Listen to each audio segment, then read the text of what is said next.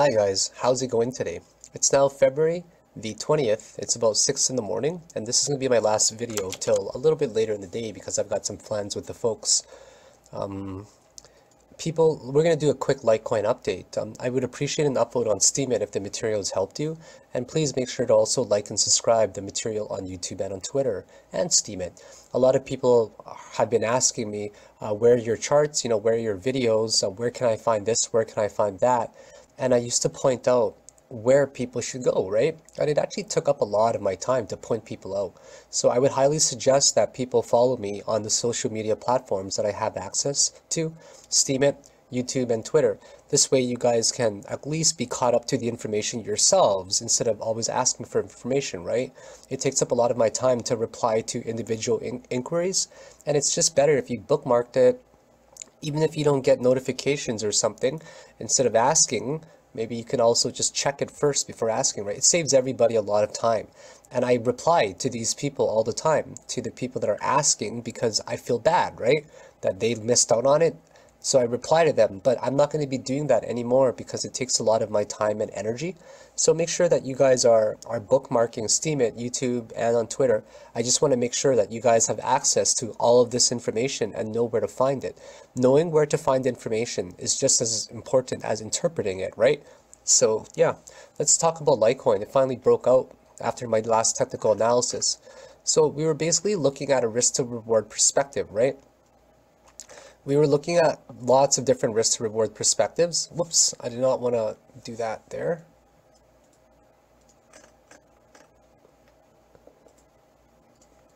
Okay, so what I suggested was entering on a breakout. That was one of the scenarios that happened. Now, you guys are never going to get a specific scenario, and I'm done doing that because sometimes when they go wrong, the public can't simply handle that. So I'm always going to be approaching it from my perspective and how I trade, which is from the perspective of risk analysis, from different scenarios and how we add and reduce our risk usually. From, I guess, more so a basic perspective. We'll get into more complicated types of risk analysis down the road. So my suggestion was basically to enter upon breakout, whether it was here, right, somewhere along there, you guys would have entered it on breakout. And here, it just happened to be one of these trend lines right here, which was great. So boom, you've now entered the trade, looking pretty good so far, and you would be targeting something like up here. And that would have been a phenomenal risk to reward ratio right around here. You would set your stop loss slightly into this sloped trend line resistance right here. And you're looking at a very amazing risk to reward right here of almost 10 to 1. So that's awesome, right? Now you can set your stop loss a little bit higher, right? So the criteria to enter was basically a break above here if for the people that wanted to take the risk. And then another criteria to enter was right here for the people that wanted to enter above the breakout of 237-ish, right? You would have set your stop loss slightly below, and you would not have been stopped out if you set it right. You would have risked about 2% of your money there to gain a possible 10%. Of course, the other scenario on breakout was way better, right? You would have got about 50, you can get about 15%. So this one is pretty decent as well. Is it a good time to enter a trade now? Well, it's up to you guys, right? It's up to you guys if you want to, if you're willing to take the risk or not. I don't know how high Bitcoin is going to go up to. I mean, if you entered a trade right now, that would have been pretty risky, in my opinion. Like risky to me. But then again, I'm a risk taker. I shouldn't say that, right? But where's your stop loss? Stop loss is going to be slightly higher than here. And one of your targets could be here. That's a 1-to-1 risk to reward ratio. Here, you're entering on a lot of strength already in the middle of a consolidation. This is a 1.86. It's decent, I guess, right? But I think the people missed their chance already. It's all about timing. Here would have been a very good place because then we got a massive rejection. Think about it. We broke this resistance right here, which now becomes a support. So if you entered on the bounce there, anticipating that it would most likely bounce there, it would have been the same thing as entering almost on this breakout over here, where you can target roughly around here or roughly around there for 12% or up to this previous high right here of about 6.7%. So there's a lot of different scenarios to consider right now. So if we zoom out on the daily chart, what do we see? I'm going to clear all this up now.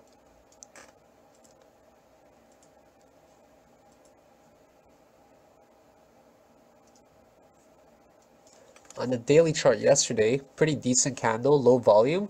I mean, we've still got 12 hours to go today, and we're killing the volume from yesterday already. So this is fairly bullish in my opinion. Let's see some other things here.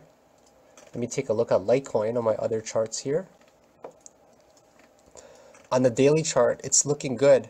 It's definitely peaking upward. Actually, it's parabolically moving upwards. Litecoin is one of the coins that's doing a lot better than the other coins.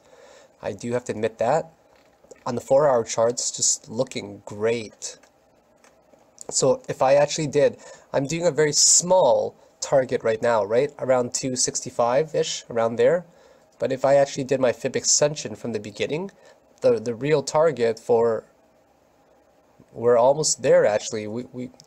Yeah, that's where I'm concerned, right? Like we're pretty much almost there, but because this one hit in between the 100 and 161.8, we can say that the target is still roughly in here between like the 265 and 275 range. I would, being a conservative approach. So that's definitely where it is right now. This one is more of an indecision candle that formed, a little bit less volume. We're crossing over, but how high? How high will this cross over, right? Maybe for a few more hours to go, I'm guessing. Let me pull up bitfinex here and see where we stand. If we go to daily chart, yeah, if we go on a daily chart, we're actually ahead of Bitcoin, where the 55 moving average is actually fanning above, right? It's fanning. The yellow 55 moving average is actually supporting below all of it. So in terms of progression and in terms of momentum, it's got more than Bitcoin right now. On the 12-hour chart, it's got way more than Bitcoin as well. It has fanned out officially. But if we take a look at here on the MACD, how much higher will it actually go up before it comes down? Will this have some sort of bearish divergence? We don't know. The candles are looking very bullish right now, but let's go look on my other charts here. Right, where's the next set of resistances? The next set of resistances is right at where that green box is. Not only that though, I'd say right around here, around these regions right there. I'll actually make a red box just to denote where the possible resistances are right now. So in my opinion, it's too late to enter, guys. Entering now is just pure FOMO. You guys got to time those entries very well. I listed 2 specific entries earlier. One on the breakout for this pattern. I'm sure you guys remember it, right? For that pattern right there on the breakout of it, that would have been the best, the absolute best risk to reward ratio of literally 9-to-1. Like that would have been just killer trades right there. Did I enter it? Nope. I was sleeping. Did I put a stop buy? Nope. I don't really care. I made enough money to be quite honest. Everything is just a game to me now. I don't care about entering every trade. You guys gotta understand that to me, this is nothing but a game, right? This is literally a game that I'm playing. It's a video game, and this is entertainment to me now, not profit. So yeah, that would have been a really nice risk to reward setup. So this little zone right here is definitely one of the resistance zone that we're facing, but I do believe that we might try for 265 still. Okay, that could be a very good trade when it goes in there, and that's the target based on fib extensions. I mean, if I go to my higher end of the wick right around here, it's much more accurate now. So right around here is the resistance zone. It's more so like right around there. It's pretty much this green box, to be honest. If we look at it, right, these are the highs there. This one's really high. One area, major area well over here. These are all crazy resistance zones. That's why I was targeting a very minimal area of around 265.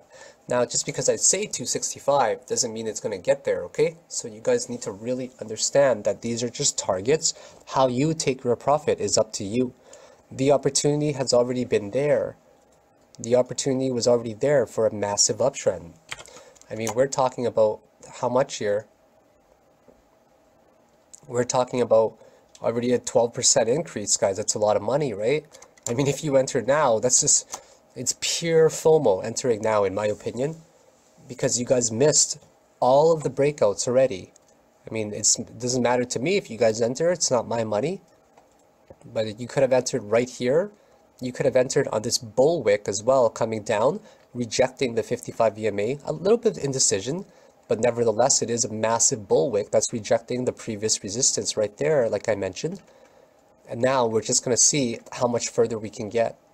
On the 5-minute chart, the volume is definitely declining slowly. This is more so a consolidation pattern, right? Before it maybe wants to break upwards. You know, maybe something like this. Who knows? Who knows what we're going to see? I mean, it looks like that right now to me. Doesn't it look like that to you guys too right now on a 15-minute chart? Is it possible that something is going to happen very soon? If I draw it a little bit differently like this as well, maybe. So we are reaching a critical apex. I mean, best case scenario, guys, like I'll say this because I'm now kind of contemplating entering it. I mean, if we break above here with conviction, okay, right around this line, if we end up making some sort of ascending triangle that's very bullish, maybe even 253, I might enter a very, very short-term trade if this ends up making a very bullish pattern where we do end up, say, an ascending triangle, lots of volume picks up as well. Maybe even enter around here. Who knows? Maybe this one more specifically. If we end up apexing into a critical zone where there's a very bullish signs of confirmation, I might be tempted to enter a trade. Maybe right here as well. As long as we get a clear rejection, or we get either we break out of it, then we get a rejection hover, just like how we did right here, or we get a clear break uptrend. I put a stop buy in. That's a really good risk to reward to me, 4.31. We have to remember that we focus on winning over time, and we don't care about the one small losses. If you guys care about the one small loss, you will never become a good trader. You got to make sure you understand we play this like a game. It is like a casino, and we focus on profitability over time using probability. And until we understand these basic concepts, your emotions are simply going to overrun you. And if your emotions overrun you as a trader, you will never become successful. Ask this question, okay? Answer this question to yourselves. Why are not all brilliant people in the world successful in trading? The guys who work in Wall Street all have, you know, masters in business, in business or finance or economics or a PhD. You know, they're very smart people. But why are they not all successful traders? Well, they're not all successful traders because of their emotions, right? Despite how good they might be at managing their emotions, or sorry, their risk, you got to make sure that you balance the emotional part as well. But you know what helps you become a better emotional trader? Learning a lot more about risk, okay? So you have to understand the psychology behind how emotions tie with risk and risk tying with emotions. And myself, you know, like myself personally, guys, I'm a pretty sensitive guy, I would say, in general. And because I'm a pretty sensitive guy, I focused a lot on learning risk management. And I have a background in engineering and in math. And I figured, hey, you know what? I know myself pretty well. So I'm going to try to eliminate that human factor of emotions by adding a lot of risk to it, or risk management. So I hope that I'm getting to you guys where you understand that winning one single trade should not make you feel bad. If you feel bad about losing, well, you got to try to find some way to overcome it by learning that we try to win over time. Over one game, it means nothing. Over 2 games, over 5 trades, it means nothing. But over 10 trades, that is where you are defined as a trader. Maybe 20, maybe 30, maybe 50. And then you do a risk evaluation from then on, and you see, where am I lacking? Do I want to take on more risk? Can I take on more risk? Can I take on more exposure? So there's a lot of things that we need to talk about down the road. And I am slowly introducing how to manage risk to you guys more. I did it a lot in October and November. Yeah, I gotta hurry up this video. I gotta head out. So yeah, Sorry, I forgot what I was saying. I was gone for a few minutes there. I gotta head out. I think we were talking about risk, and it's a strong emphasis on it. So guys, make sure you always approach things from a risk perspective, right? I do believe that we've broken out of here. This was just a quick summary video, first of all, okay? Quick summary video. We're still on target, in my opinion, to about 265, but knowing when to take profit is a big skill as well. Nobody can handhold you guys through when to buy, when to sell, etc., okay? Only you guys can become the master of your own trades. Just because I'm doing a technical analysis doesn't mean that it's going to come true. It is just to give you guys insight in addition to what you already think, or to subsidize what you're thinking, or to complement it, okay? Not complement as in that person looks good, but as in complementary, as in to add more and supplement, okay?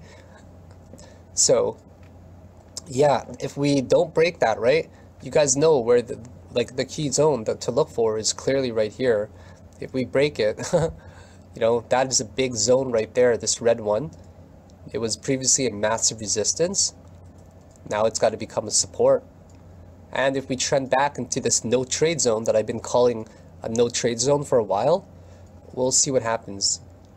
Well, it's not really a no trade zone, but it's not definitely a position where you want to go into a swing position, right? So this is kind of now a critical resistance area, or support area rather, right there, and specifically around the 236 range, which we've now broken out of. So everyone's hoping for a bull run.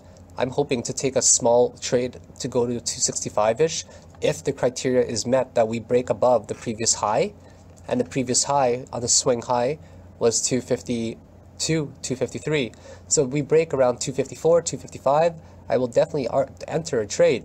Until then, I've got no reason to enter a trade because it's too risky for me, and I don't like to take chances. I either play on breakout, I either wait for a consolidation phase and try to catch the bottom at a key level that shows a lot of support. But I never enter just because of FOMO. FOMO doesn't exist in my world, guys, at all, and it should never exist in yours as well, okay? So other than that, guys, thank you very much for watching this video. Please make sure you subscribe to the content on YouTube and on Twitter, and especially on Steemit. Other than that, have a great day, baby whales, and I'll catch you in a few hours. Bye now.